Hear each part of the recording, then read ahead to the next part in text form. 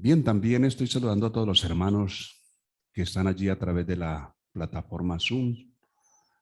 Hay un grupo de hermanos que tienen sus dispositivos prendidos. Bien, esto nos lleva a que tanto los hermanos que están en sus casas, en sus hogares, enfermos, el hermano Gilberto tampoco pudo estar en la escuela dominical porque tiene gripa, entonces no sé qué puede ser. Pero entonces es una bendición que los hermanos estén allí en casa escuchando cada una de las partes que realizamos en nuestro culto que tenemos para nuestro gran Dios, el Señor Jesucristo. Hoy voy a continuar. Yo no sé cuántos hermanos están aburridos con esta enseñanza, o si no la suspendemos, si no seguimos. Eh, pero es importante que cada uno de nosotros nos ubiquemos en la historia, en la cultura, e igualmente nosotros podamos llegar desde nuestro contexto al contexto del escritor bíblico, en este caso que es Lucas, quien escribe este precioso libro de historia que es o son los Hechos de los Apóstoles. Por eso hoy voy a tomar el texto en Hechos capítulo 16, a partir del versículo 36, dice la palabra del Señor. No quédense allí sentados, son tan amables. Después de algunos días, Pablo dijo a Bernabé: volvamos a visitar a los hermanos en todas las ciudades en que hemos anunciado la palabra del Señor para ver cómo están. Y Bernabé quería llevarse consigo a Juan, el que tenía por sobrenombre Marcos, pero a Pablo no le parecía bien llevar consigo al que se había apartado de ellos desde Panfilia y no había ido con ellos a la obra. Y hubo tal desacuerdo entre ellos que se separaron el uno del otro. Bernabé, tomando a Marcos, navegó a Chipre, y Pablo, escogiendo a Silas, salió encomendado por los hermanos a la gracia del Señor, y pasó por Siria y Cilicia, confirmando a las iglesias.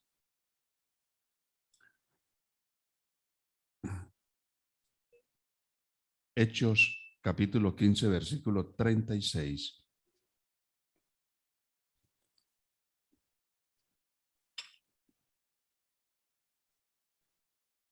Bien, el domingo creo que algunos hermanos se sorprendieron antes de entrar a esta parte. Algunos hermanos se sorprendieron porque como tomé el texto de la manera como un grupo de judíos, lo que yo les había explicado en la enseñanza, que para poder entender el contexto en que el escritor comenzó a narrar cada uno de los acontecimientos,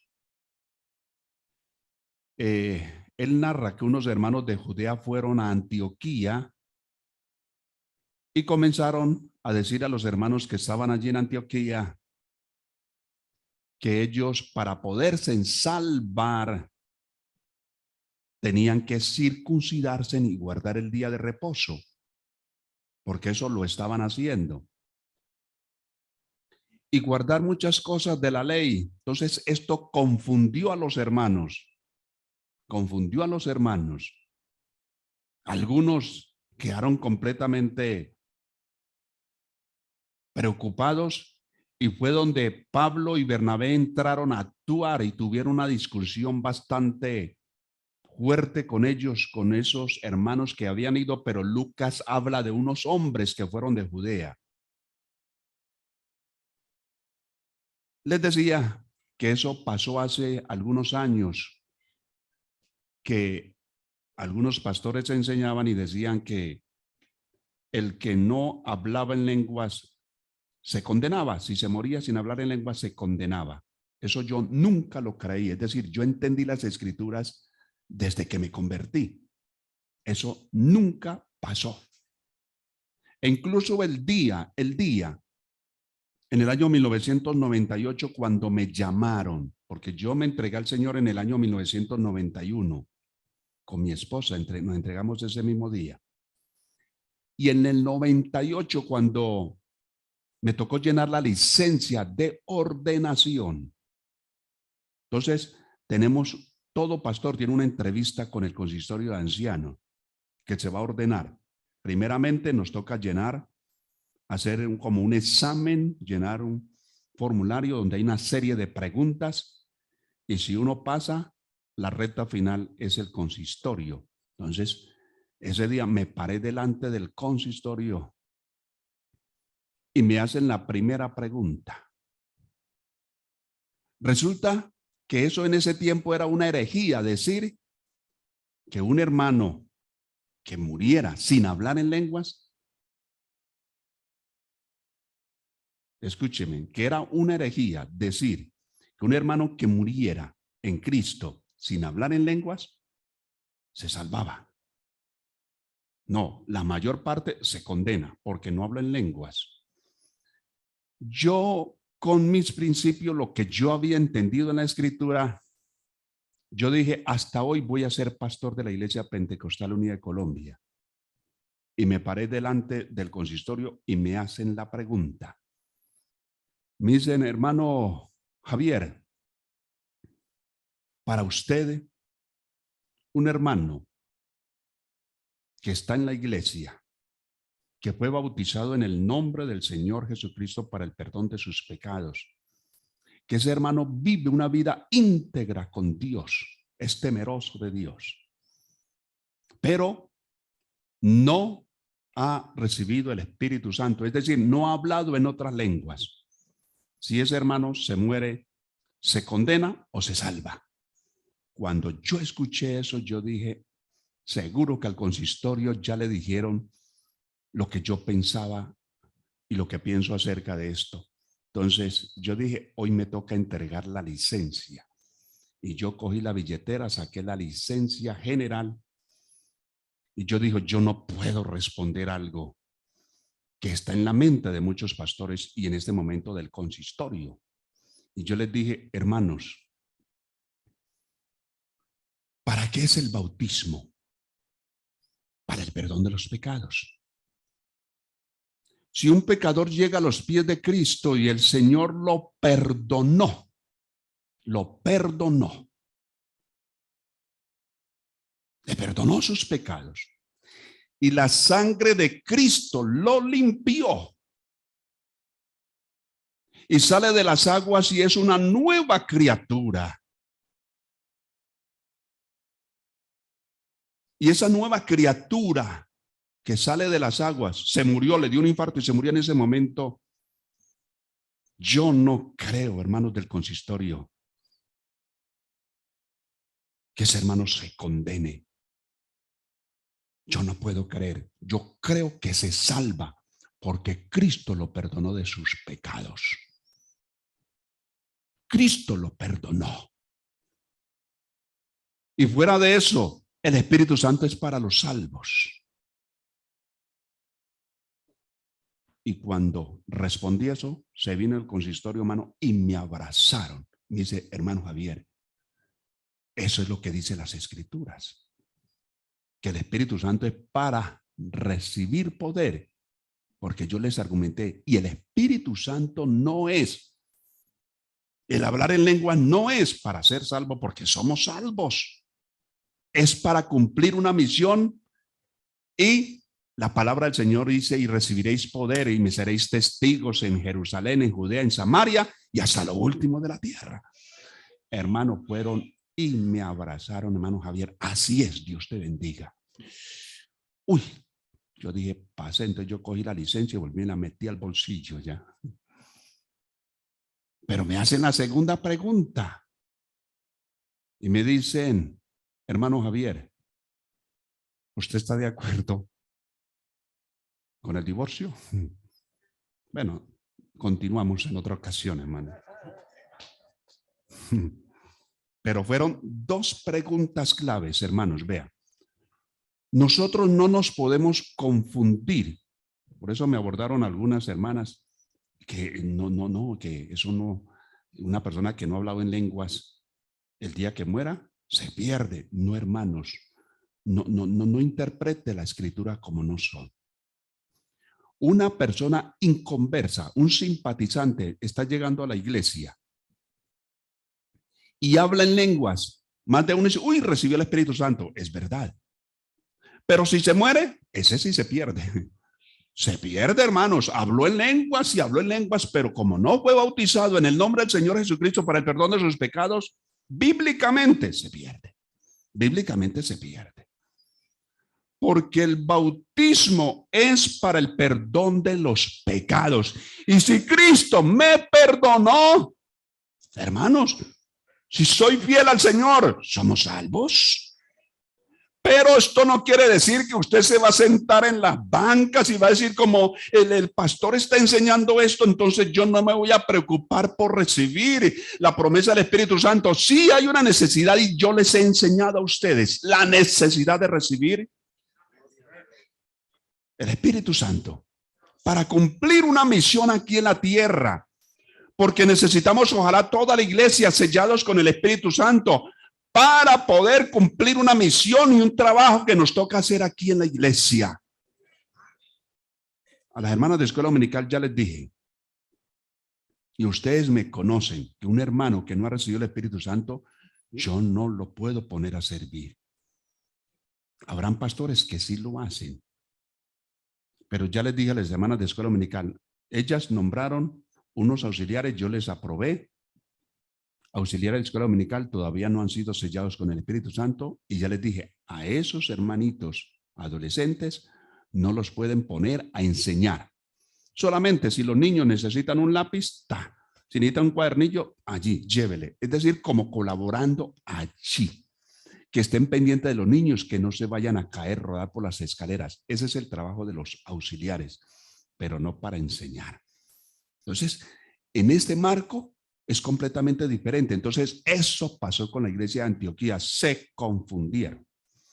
Va una delegación a Jerusalén, va Pablo y Bernabé, y lo que les enseñé hace 8 días allá en Jerusalén, hay un concilio y en este concilio comienzan a debatir porque hay un grupo de judaizantes que yo ya les había dicho, hay unos judíos helenistas que hablaban griego, que no vivían en Jerusalén.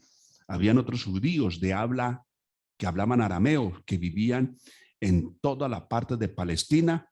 Y el tercer grupo de los judíos eran los que estaban concentrados en Jerusalén, donde estaban los maestros. Óigase bien, los maestros, estoy hablando de los judíos en sus diferentes grupos, pero los que se estaban convirtiendo al Señor, los que estaban llegando a la iglesia, eran los judíos que estaban concentrados en Jerusalén y eran judíos que hablaban hebreo. Y el hebreo de este grupo de personas era especialmente para los eruditos. Entonces eran las personas refinadas, los que estaban allí en la iglesia, los grandes maestros, estaban los apóstoles, estaba Jacobo, y en muchas ocasiones me pregunto, la iglesia católica,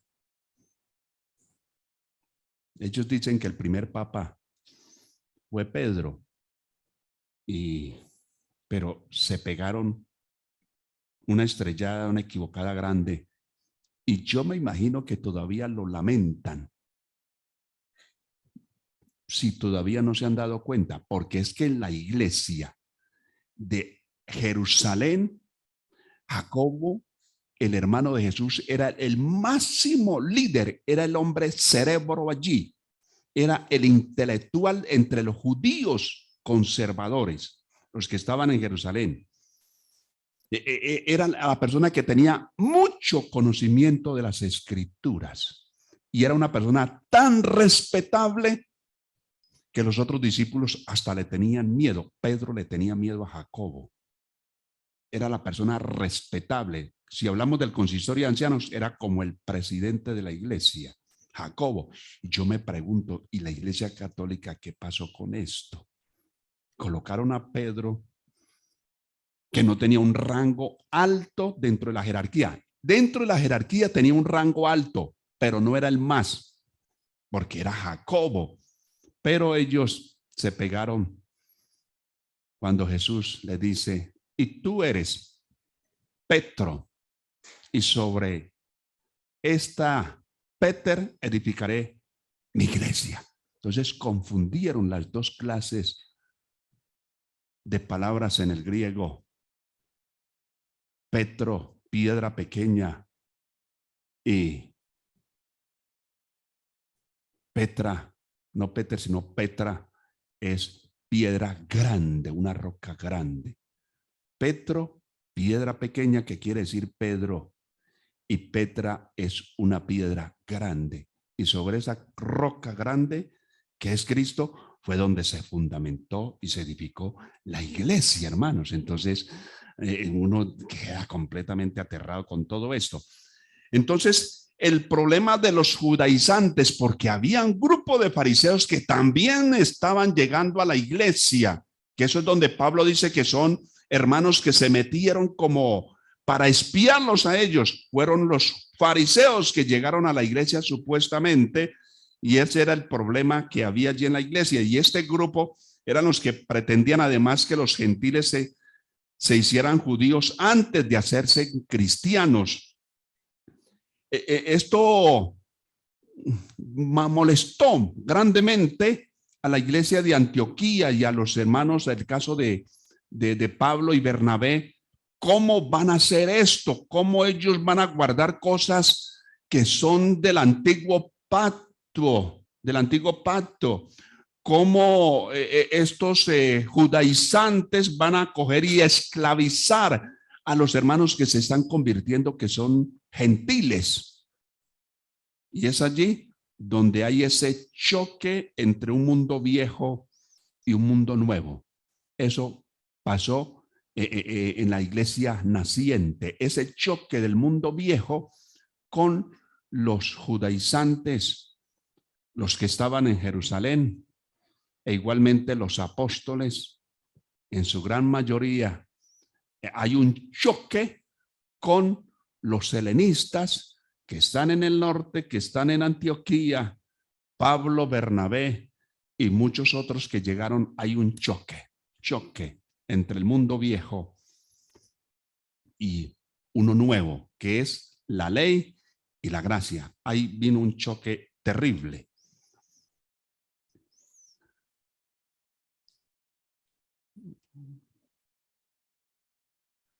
Voy a hablar un poco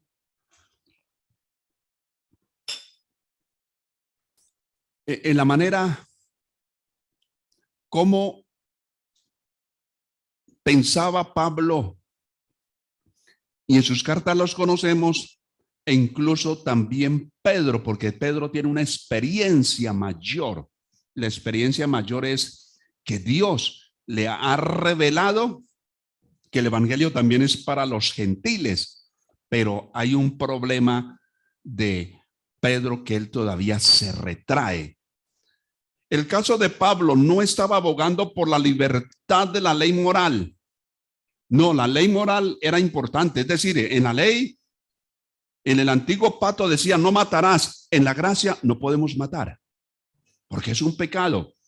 En la ley decía no adulterarás. Ahora no se puede adulterar en la gracia. Entonces, Pablo, hay un teólogo, hermanos, conocido como William Barclay, que me gustan mucho sus escritos, sus libros. Y él dice, él hace estas dos comparaciones entre Pedro y Pablo. Y él dice, Pablo no estaba abogando por la libertad de la ley moral del Antiguo Testamento, sino por la libertad de las ceremonias y las costumbres nacionalistas judías. Él estaba abogando por eso, estaba peleando por eso, estaba luchando por eso. También consideraba que la circuncisión, el ceremonialismo en el templo y los reglamentos para observar el día de reposo eran costumbres sin sentido para los gentiles. Esto para los gentiles, es decir, esos primeros cristianos judíos que se convirtieron, los primeros los circuncidaban, guardaban el día de reposo, pero también hacían otras cosas de la ley. Pero también decían, somos cristianos porque creemos en Cristo. Había una mezcla. Pero para los gentiles no se podía hacer esto, porque traer un gentil, venga acá, te voy a circuncidar. No.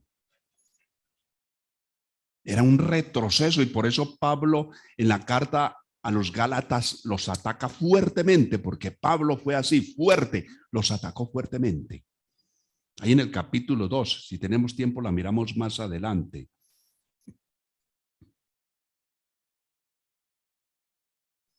El caso de Pedro, cuando él está en el concilio allí, el Espíritu Santo lo toma a él y él dice, según este autor, era que Dios les había otorgado el Espíritu Santo al ser salvados. Es decir, el autor hace un resumen de lo que Pedro hace en el concilio.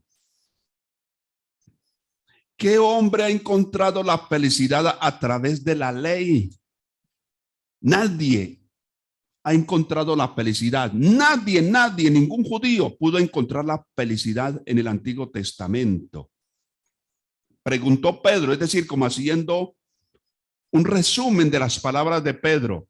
Preguntó Pedro en el versículo 10. La tendencia de obedecer sus variados mandamientos y ganar así la salvación era una batalla perdida que dejaba a todos en deuda. Es decir, cuando Pedro está ahí en el discurso en Jerusalén, ahí en el concilio, les dice, ustedes siguen luchando, tratando de guardar cosas de la ley. Están batallando todavía por esto, pero ustedes siguen en deuda. Solo hay un camino para todos. Pedro le expresa allí en estas palabras en el concilio: aceptar el don gratuito de la gracia de Dios en un acto de rendimiento y de humilde fe. Esa es la gracia de Dios. Creer en el autor de la vida, creer en Cristo, esa es la gracia. Solamente Él puede salvarnos.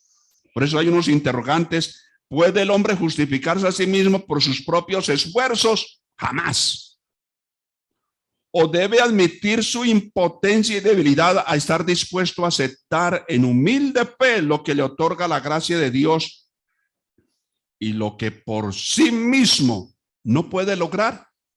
Hermanos, son unos interrogantes donde realmente Pedro en aquel momento, estando allí en Jerusalén, los hace aterrizar a todos.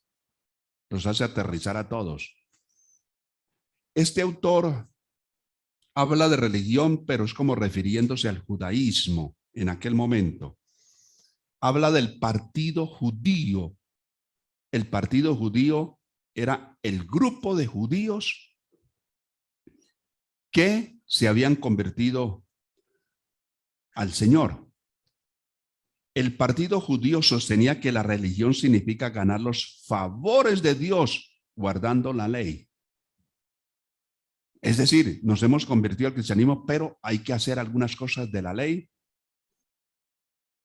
para poder tener los favores de Dios. Y eso lo hacían todos los judíos, que tampoco conocieron a Cristo. Pero, según este autor William Barclay, él habla de Pedro en su discurso y hace esa comparación de lo que es los judíos. Si guardamos la ley, estamos ganando los favores de Dios. Pero en el discurso donde Pedro está frente a ellos, dice este autor, la religión consiste en entregarnos a la gracia y al amor de Dios. Es decir, para nosotros el evangelio, Cristo, lo que es el evangelio, lo que es la gracia de Dios, entramos a la gracia y es porque la ley sí nos sirvió, dice Pedro, sí nos sirvió pero para entregarnos a la gracia y al amor de Dios. Eso es la ley. La ley hizo su trabajo hasta cierto punto, nos llevó y nos entregó a la gracia. Cuando ya la ley nos entrega, ya no hay necesidad de guardar más cosas de la ley, solamente la parte moral, no la parte ceremonial, la parte moral. ¿Cuál es la parte moral? No adulterará, no fornicará, no matará, ¿no? Etcétera, etcétera. Pero la parte de lo que es la ley importante, hermanos, y entonces por eso dice este autor, la religión consiste en entregarnos a la gracia y al amor de Dios. Se encuentra aquí implícitamente la diferencia entre la religión de las obras y de la gracia de Dios, es decir, bíblicamente la diferencia entre lo que es la ley, que son obras, y lo que es la gracia de Dios sin obras para nosotros, porque las obras o la obra redentora la hizo Cristo en la cruz del Calvario.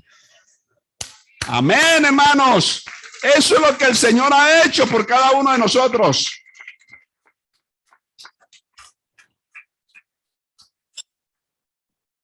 Sigue diciendo Pedro, nadie hallará jamás la paz hasta que se dé cuenta de que no puede considerar a Dios como su deudor.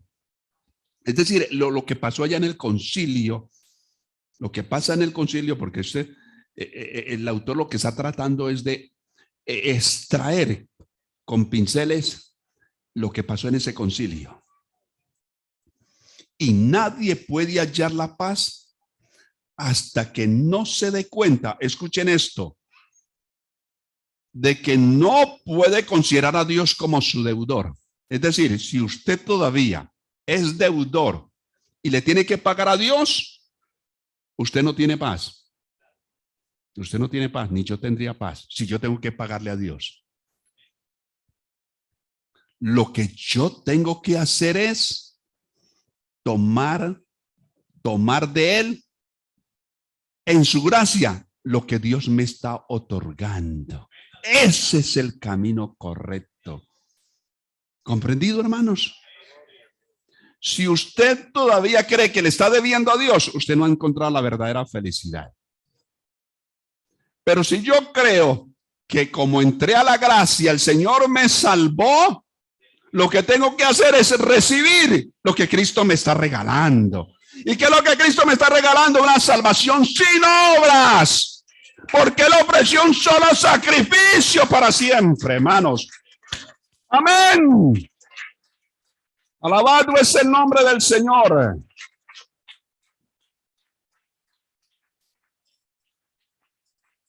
Es por eso que el primer privilegio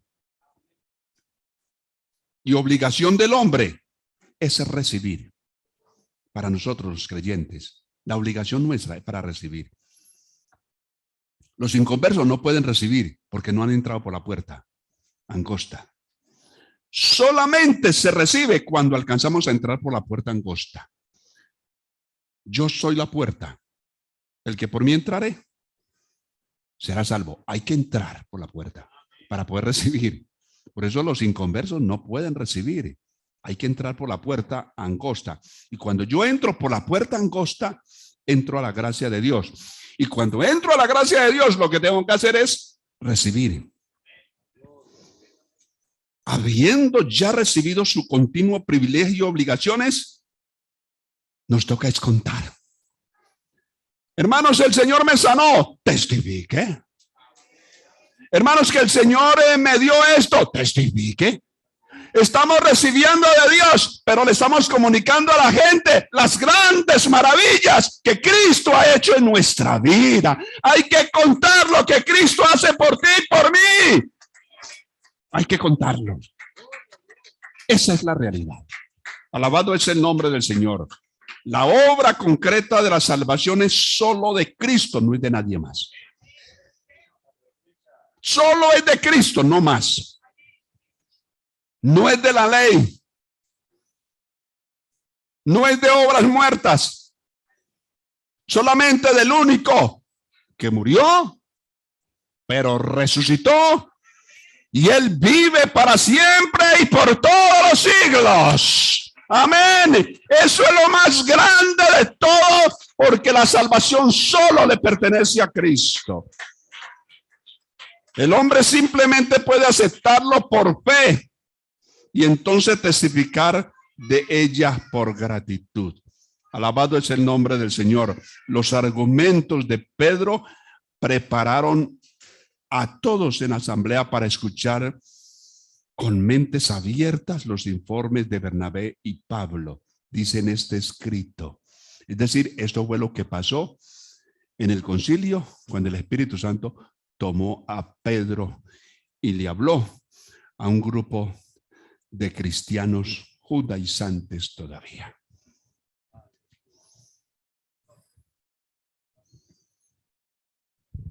¿Ah?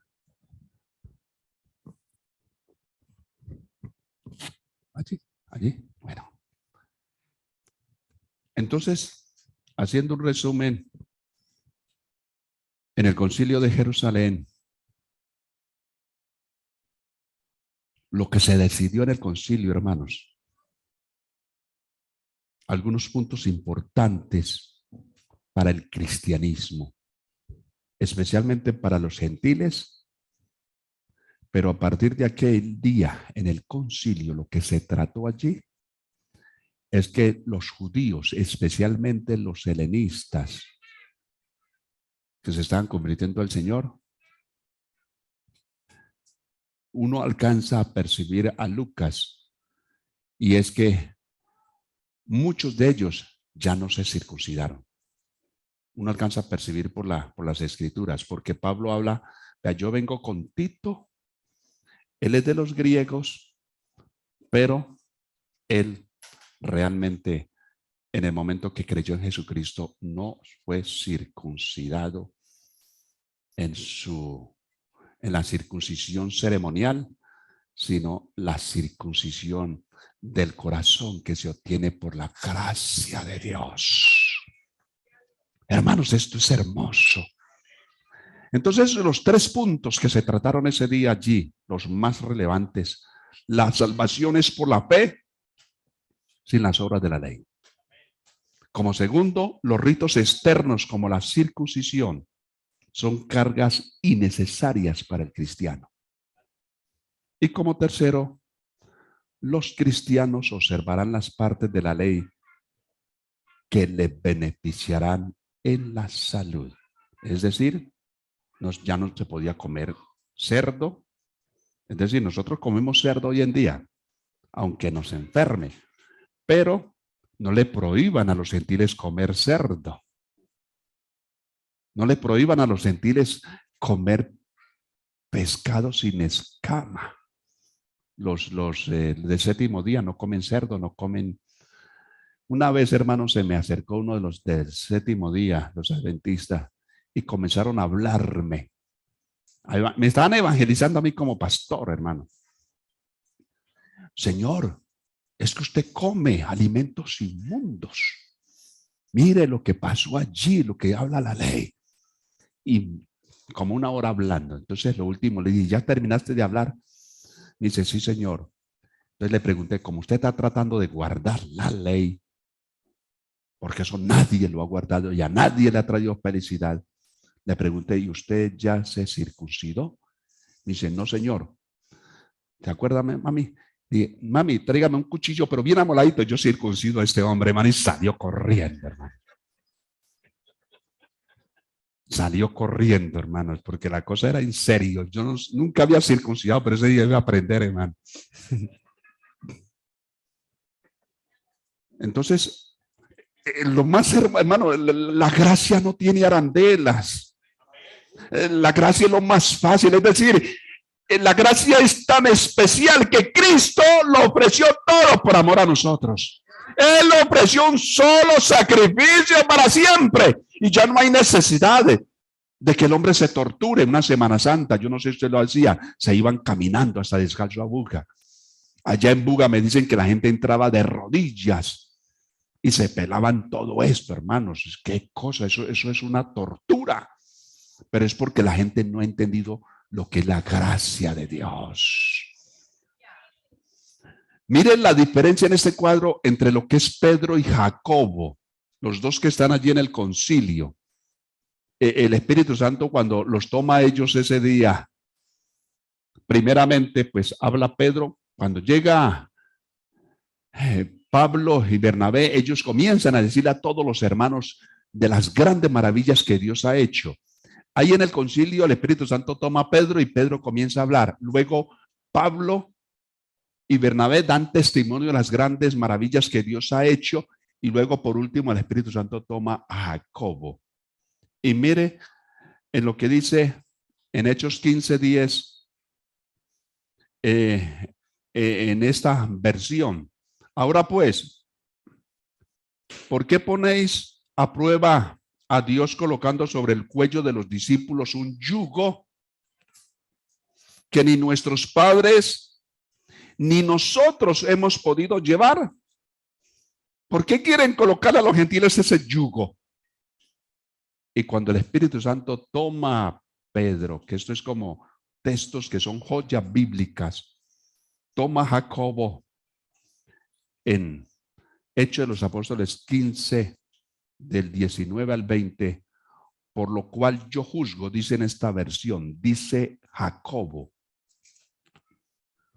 por lo cual yo juzgo. ¿Por qué está diciendo esto? Porque está siendo direccionado por el Espíritu Santo. Jacobo tiene la mirada en la ley. Bueno, ya los hermanos de Escuela Dominical están entrando. Vamos a tener paciencia con ellos. Jacobo tiene la mirada en la ley. Cuando se está escuchando el discurso de Pedro y luego el testimonio, las grandes maravillas que están relatando Pablo y Bernabé, entonces el Espíritu Santo coge a Jacobo y hace esto. No mires mal la ley, mire la gracia. Y cuando se enfoca hacia la gracia, él dice, por lo cual yo juzgo que no hay que inquietar a los gentiles, que se conviertan a Dios, sino que se les escriba que se aparten de la contaminación de los ídolos, de fornicación, de lo estrangulado y de sangre.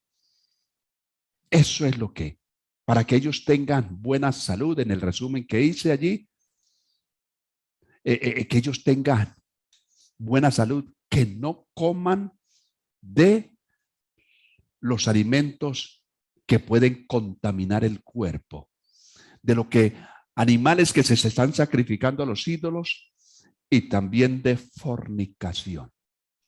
Porque como gentiles ellos vivían sin tener una relación aprobada por Dios. De los animales de ahogado, de estrangulado, por favor que ellos no coman de eso, porque la sangre es la vida de todo ser viviente. Eso, yo no sé si ustedes lo están haciendo, hermanos. ¿Algún hermano sí lo está haciendo? Diga gloria a Dios. Ah, usted también está comiendo animales estrangulados. Bueno, ya.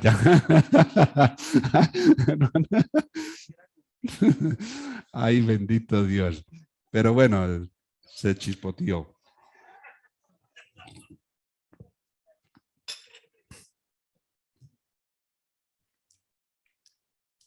Luego de allí se relata una carta que hay que enviársela a los gentiles, a los creyentes gentiles en Antioquía.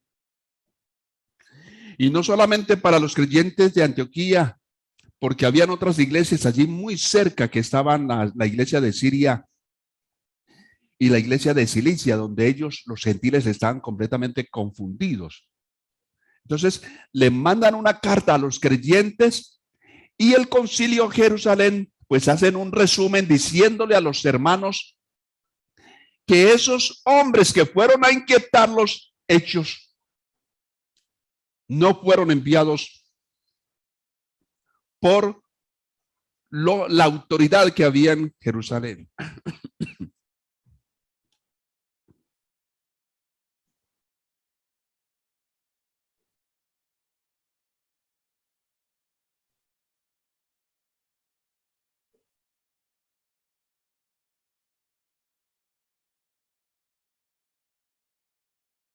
Problema, ¿qué problema con esta tos?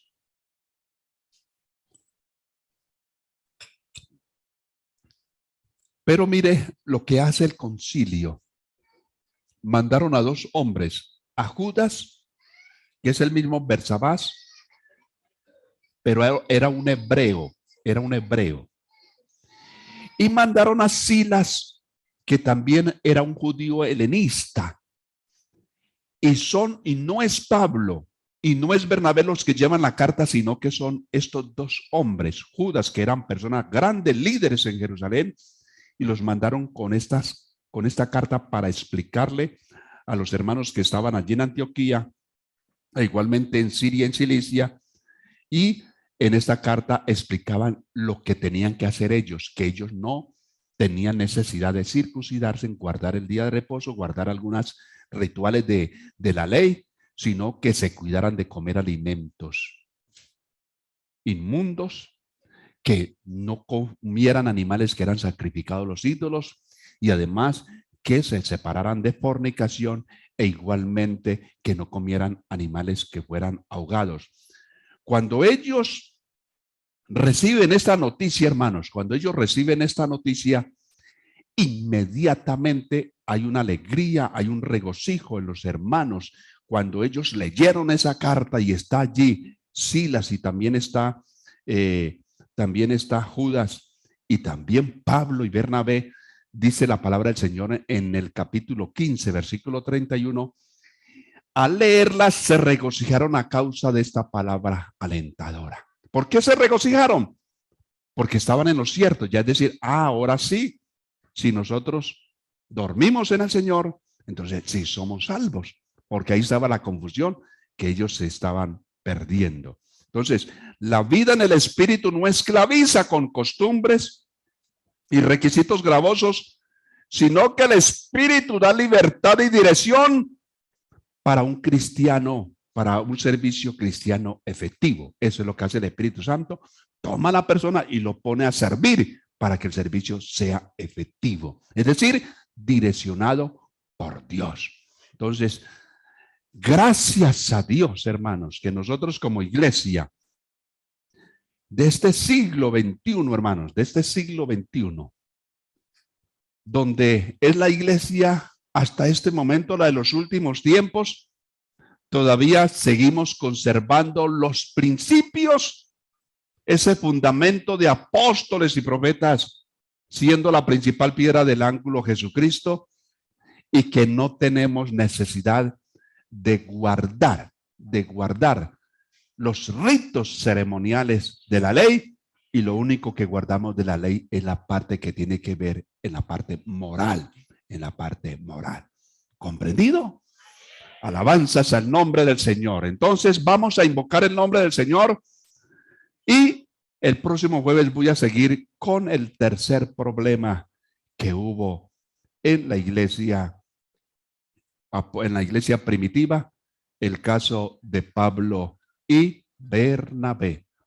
Pablo y Bernabé. Una discusión fuerte entre ellos porque Pablo no quiso que Marcos los acompañara en ese viaje misionero, en ese segundo viaje misionero. Hay un problema allí, hay un problema. Entonces, vamos a analizar si el Señor nos ayuda con el tercero y cuarto problema para terminar esta parte.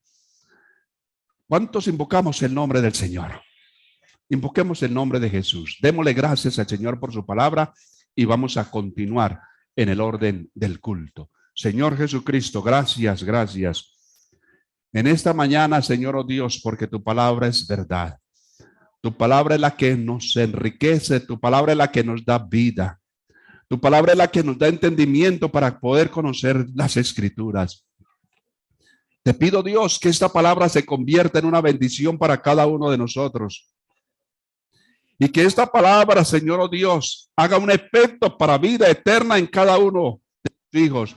Oh, bendice a este pueblo, bendice a tu iglesia. Que sea usted, Señor, oh Dios, obrando, y que el Espíritu Santo nos direccione en todo lo que hagamos para agradarte en todo momento.